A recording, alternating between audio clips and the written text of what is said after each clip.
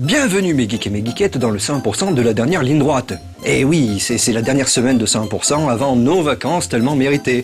Mais ça ne nous empêchera pas quand même de retrouver tous nos amis, nos rubriques préférées. Le reportage, ce sera WoW Cataclysme, il y aura le temps perdu, il y aura Rétro Magique. Et pour commencer, comme c'est la dernière semaine avant les vacances, ça va être les news.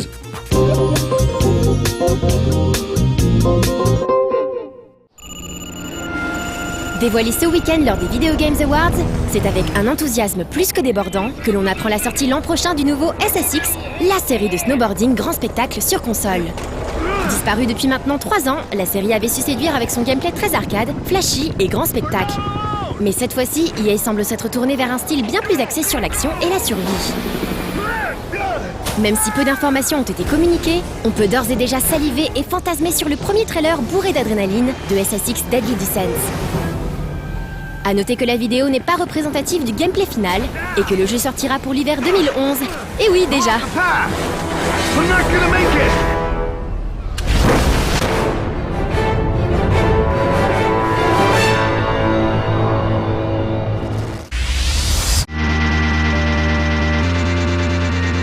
Le 25 novembre dernier, Intel organisait une soirée geek complètement assumée.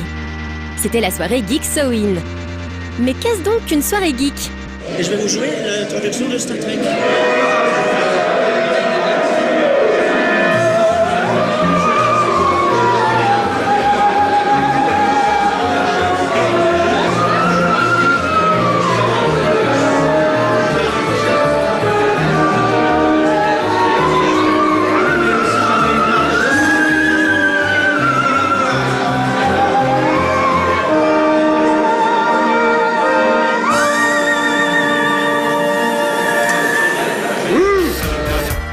Déjà, on est accueilli par une DeLorean customisée avec un vrai convecteur temporel qui s'allume. « 1er juin 2007.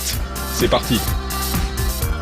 Mais on trouve aussi des robots, des appareils photo 3D avec leur télé associée et bien sûr du jeu vidéo. Bref, ce n'est pas loin de nos propres définitions. C'est peut-être vrai que maintenant le geek, c'est chic.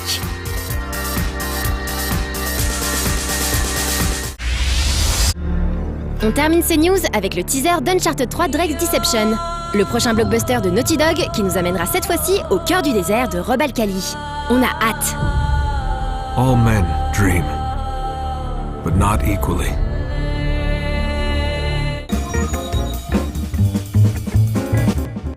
Des news exceptionnelles, encore une fois, comme quoi c'est pas parce que c'est la dernière semaine avant les vacances qu'on va plus rien faire. La preuve, même le président, quand même, il s'est collé à la rédaction du reportage qui va suivre sur WoW Cataclysme. Je me suis posé des questions et je lui ai posé la question, Président, pourquoi vous êtes-vous senti le plus apte à rédiger ce reportage sur WoW Cataclysme? Et voici ce qu'il m'a répondu. Ce que je vais vous confier, je ne l'avais jamais dit à qui que ce soit. Mais ce projet m'intéresse tellement... j'ai l'habitude de m'habiller en fille. Vous êtes gay? Non, absolument pas. J'aime les femmes et c'est justement pour me sentir plus proche d'elles que je m'habille en fille. Vous n'êtes pas gay? Non, absolument pas. J'ai fait la guerre, je me suis battu. Évidemment, je portais des sous-vêtements féminins sous mon uniforme.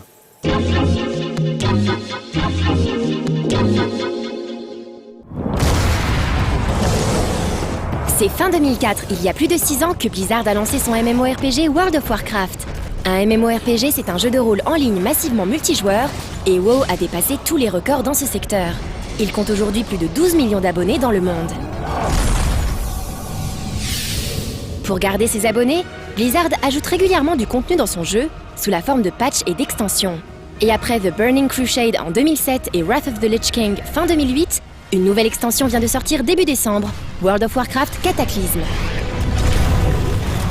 Deathwing, who's one of the dragon aspects, has been in Deepholm for a long time, and he's been nursing his wounds because in the last Titanic battle he didn't fare so well, and he's been plotting his revenge on Azeroth. And so with this expansion, he emerges into the world. And his emergence just causes a lot of destruction to what we know as Azeroth, right? So the world is dramatically changed.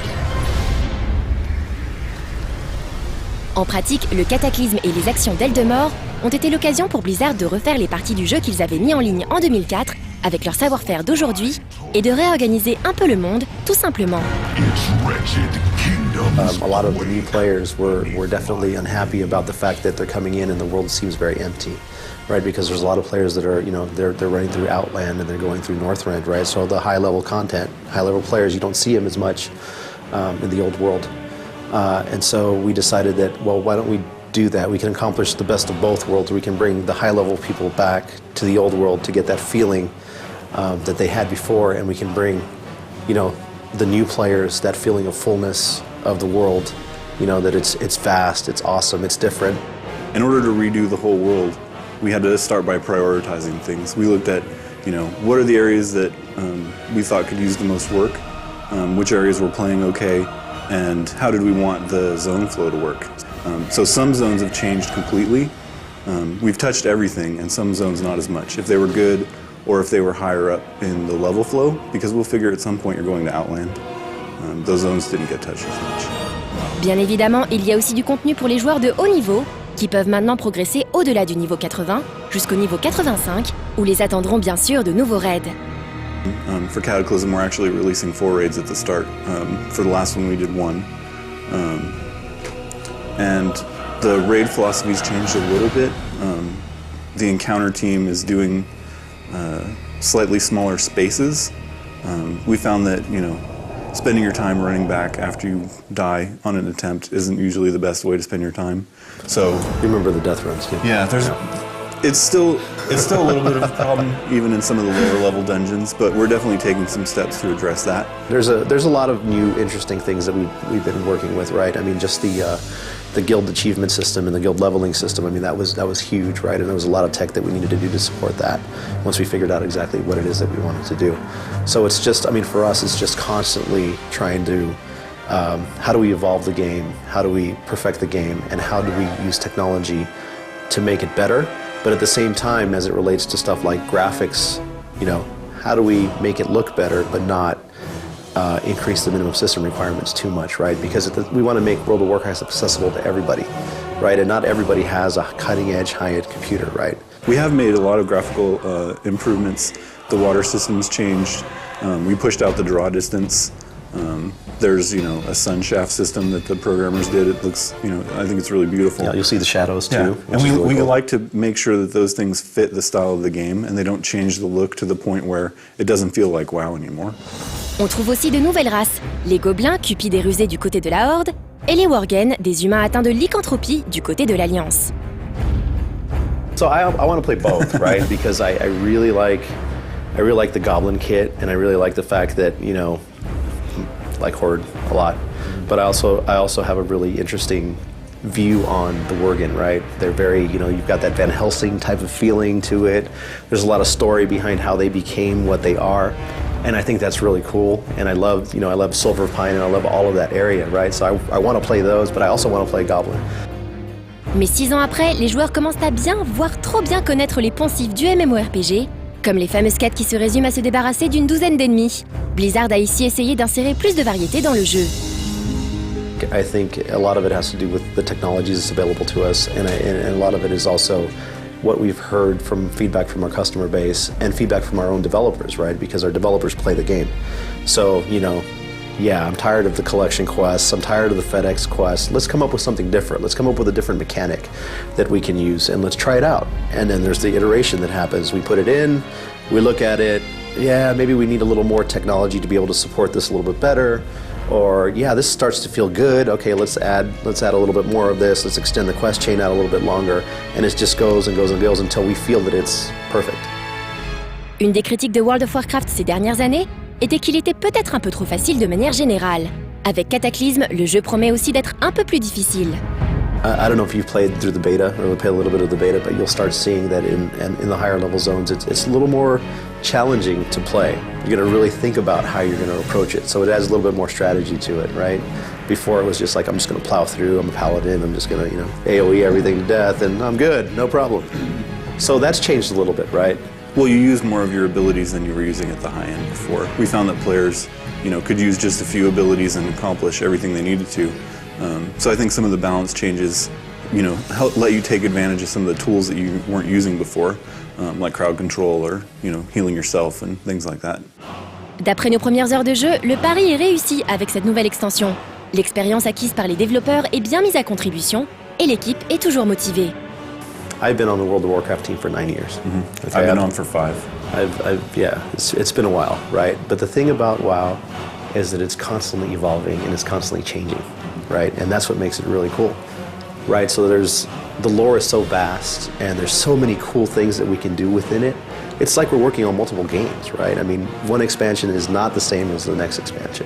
And we're always taking the lessons that we learned from the past one and applying them to the next one. We have some people from our teams that have moved on to other teams, right? They're on the Diablo 3 team, they're on the StarCraft 2 team. So they're free to go and join other teams if they want. But a lot of them stay on World of Warcraft because it's amazing. Les joueurs se sont précipités sur Cataclysme à sa sortie le 7 décembre et beaucoup d'entre eux ont déjà atteint le niveau 85. Mais comme d'habitude dans les MMORPG, c'est au niveau maximum que le véritable jeu commence, avec les raids et les modes héroïques. World of Warcraft ne semble pas près de céder sa place de numéro 1 du MMO.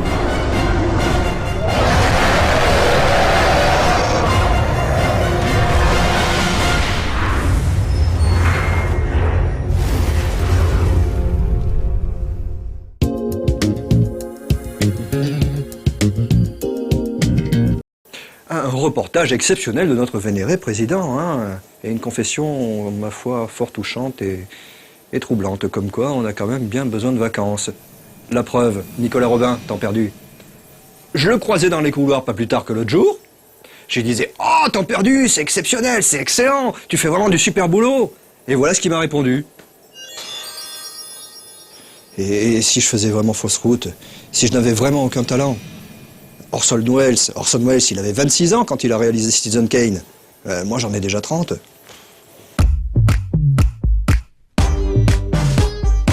Bonjour, la crise est finie, mais la crise revient. Puis elle part et elle reviendra par là, comme disait l'autre. Et vous, me demanderez-vous? Mais alors que faire durant vos heures supplémentaires? Bienvenue d'autres perdus. Les concepts, ce sont avant tout des idées. Et les idées, souvent, ce sont des personnes toutes seules devant leur écran, leur café ou leur aspirateur. Et dans le monde du jeu vidéo indépendant, forcément, tout vient la plupart du temps d'une simple idée venue discrètement dans l'esprit de leur créateur. Par exemple, imaginons que le curseur de notre souris crée un trou. Eh bien, tous les trucs autour devraient plonger ainsi dans ce trou. Et du coup, ça donne Graviton. Vous attirez sans les toucher les particules environnantes pour qu'elles se rencontrent, explosent et vous rapportent des points. Et du coup, c'est fun. Forcément, du fait de leur origine monocéphalique, si on peut le dire, ces concepts ressemblent à leurs concepteurs. Donc, quand Gregory Ware a une nouvelle idée, forcément, c'est space ou glauque suivant votre humeur. Dans Looming, vous êtes le petit personnage, là, qui doit se balader dans un univers monochromatique et monopixélique pour y trouver des indices. Des indices de quoi? À vous de le découvrir. Étrange, hypnotique, mais aussi pauvre pour certains, Looming est une expérience qu'il faut essayer. Après, les concepts, c'est parfois juste un simple truc qu'on veut tenter, comme ça pour voir si ça fonctionne, et si on pourra en tirer quelque chose plus tard. Ainsi, Tales of an Unspoken World ressemble à ça. Inspiré par l'un des designs de cartouches de la Famicase Exhibition 2005, dont j'espère que notre Chan vous parlera un de ces quatre, ce jeu vous propose de courir. Il vous propose de courir, puis de sauter pour essayer d'aller le plus loin possible dans 3 mondes différents. Et bien sûr, qui dit sauter, dit aussi tomber dans 80% des cas, pour les incapables comme moi. C'est plutôt bien fait, et même si l'analogie avec Mirror's Edge vient immanquablement à l'esprit, ça reste tout de même une bonne idée. Et puis les idées, parfois, ça ne vient que d'une simple blague. Comme probablement pour Enemy 585 de Nitrome. Parce que oui, c'est sympa que le héros, il arrive à la fin du jeu, il emballe la princesse, et se casse en attendant gentiment chez lui que des développeurs forcément trop originaux sortent un nouvel épisode de ses aventures affublées d'un 3, d'un Super, d'un World ou d'un Galaxy, enfin bon voilà. Mais qu'advient-il des pauvres petits monstres qu'il aura omis d'oxyre dans son cheminement vers le boss final? Eh bien, c'est ce que l'on nous propose de découvrir ici. L'ennemi 585 en question, c'est vous. Il est tout seul, et il poursuit sa boucle inlassablement. À vous donc, à l'aide d'une plateforme amovible, d'essayer de le ramener au tout début du jeu, où l'attendra probablement une vie plus sereine. Mais attention, ce sera difficile, très difficile. Mais bon, je sais qu'à vous, on ne la fait pas et que vous saurez utiliser votre temps à bon escient pour me raconter la fin de ces aventures palpitantes. Car oui, chers amis téléspectateurs, je le sais, jamais vous n'oublierez que pour gagner plus, jouer plus. Sauf là parce que c'était vraiment trop dur pour moi. Je sais, j'ai honte.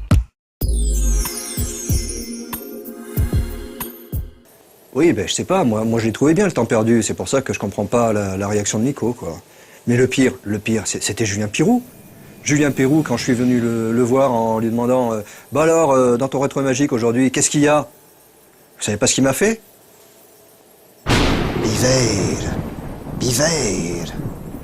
Beware of the big green rabbit that sits on your doorstep. He eats little boys, poopy ducktails, big fat snails. Beware. Take care. Beware. Wait! Pull the string! Pull the string!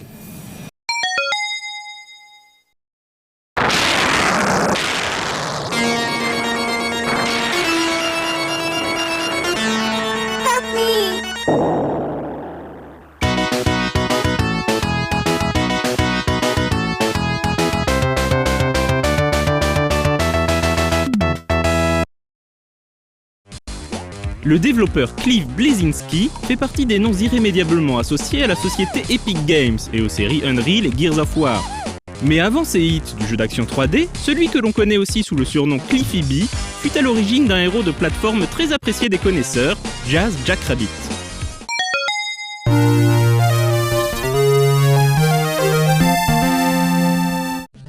Avant de parler des exploits survitaminés de Jazz, il est nécessaire de rendre à César ce qui lui appartient. Jazz ne fut pas le premier lapin vert à devenir héros de jeux vidéo pour défendre l'univers. Cet honneur revient en effet à Bucky O'Hare, personnage de comics créé par Larry Hama et Michael Golden, et peut-être plus connu chez nous pour la série télévisée qui en fut adaptée. Pour coïncider avec la diffusion de cette série, Konami réalise sur NES un jeu Bucky O'Hare très réussi. Bucky doit voyager sur différentes planètes pour délivrer ses amis capturés par le maléfique Empire Crapaud. Les planètes peuvent être visitées dans n'importe quel ordre, ce qui rapproche le jeu d'un Megaman. A noter que l'équipe de développement du jeu est la même que celle qui réalisera un an plus tard le magnifique Crockett Knight Adventures, et le joueur averti notera de multiples similitudes entre les deux titres. La même année, Konami signera également une chouette version arcade des aventures de Bucky et son équipage intrépide. Sorti alors que la deuxième saison du dessin animé venait d'être annulée, ce beat'em all très coloré offrait une conclusion à la saga du Lapin Vert puisque le joueur pouvait en finir définitivement avec l'Empire Crapaud.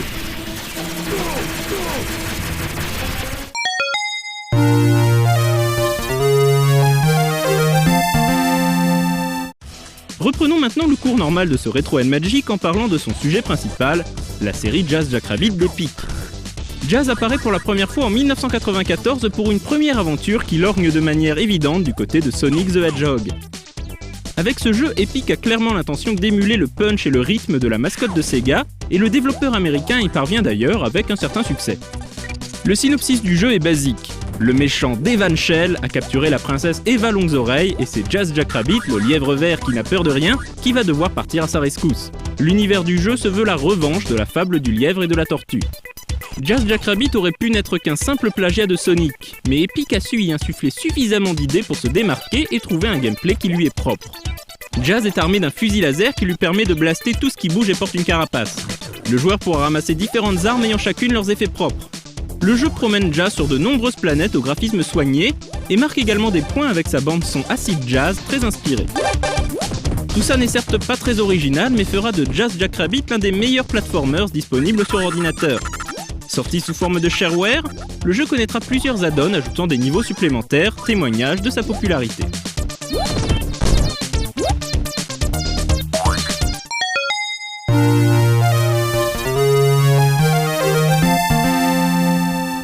Quatre ans après ses premières aventures, Jazz est de retour dans une suite qui se trouve une identité beaucoup plus personnelle. Le jeu commence alors que Jazz est sur le point d'épouser la princesse Eva. Mais voilà que Devan Shell revient pour semer la zizanie sur la planète Carotus en volant la bague de mariage de Jazz. Devan a besoin du diamant de la bague pour activer sa machine temporelle qui lui permettra de changer le cours de l'histoire et d'assurer la domination des tortues sur la galaxie. Jazz va donc devoir poursuivre son ennemi juré à travers le temps pour retrouver la bague et mettre un terme à ses plans maléfiques. Ce qui frappe en premier lieu dans Jazz 2, c'est le changement d'échelle du jeu.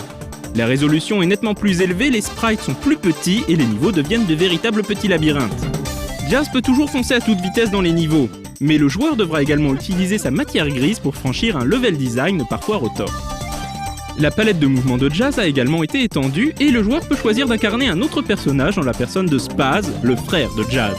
Chacun de ces deux personnages possédait des mouvements uniques et le jeu proposait aussi un mode multijoueur.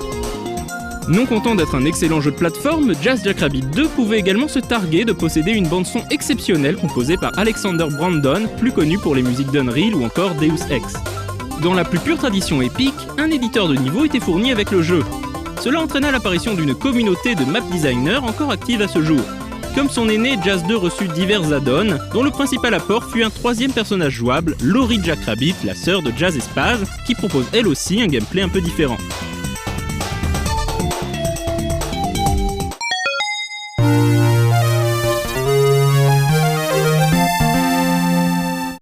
Epic n'avait pas prévu d'attendre encore 4 ans avant de donner une suite aux aventures de Jazz, Spaz et Laurie.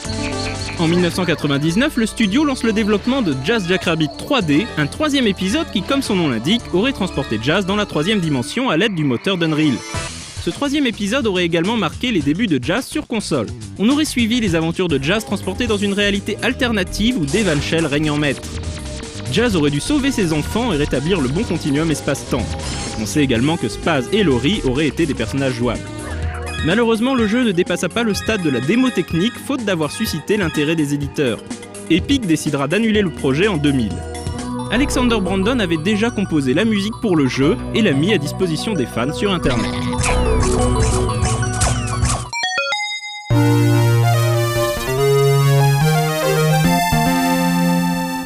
Après ce coup d'épée dans l'eau, Jazz Jackrabbit revient dans un épisode discret sorti sur Game Boy Advance. C'est l'éditeur Majesco qui licencie le personnage auprès d'Epic Games pour créer cette aventure en 2D qui tranche avec le gameplay survolté des épisodes PC. Jazz GBA propose une vision alternative de l'univers de Jazz. Notre héros y apparaît comme un mercenaire au caractère rappelant Han Solo, ne s'intéressant qu'à deux choses, le cash et la belle Zoe Cottontail. Il doit mettre un terme au plan de Dark Shell, une version Senior Sith de Devan Shell. Spaz fait également une petite apparition dans le jeu mais n'est malheureusement pas jouable. Pas vilain et plutôt sympa à jouer bien qu'un peu lent comparé aux précédentes aventures du Lièvre Vert, et malgré la présence d'un mode multijoueur, ce Jazz sur GBA ne convaincra pas les fans du personnage et ne parviendra pas à séduire les néophytes.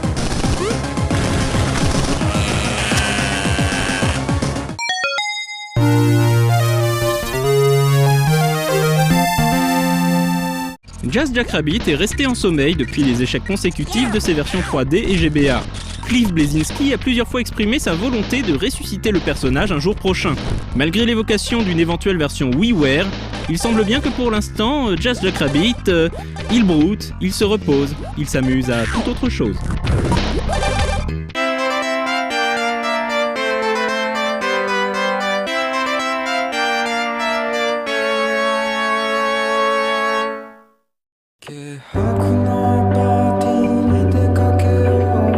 Oh ben voilà, c'est enfin la fin du plus mauvais 100% de l'histoire. Hein. J'espère quand même que les vacances vont arriver bien vite et qu'on pourra tous beaucoup se reposer. Mais en attendant, quand même, vu que c'est pas encore fini, je vous envoie à tous des très gros bisous. Et je vous dis à après-demain. Et à demain avec Davy. Bisous.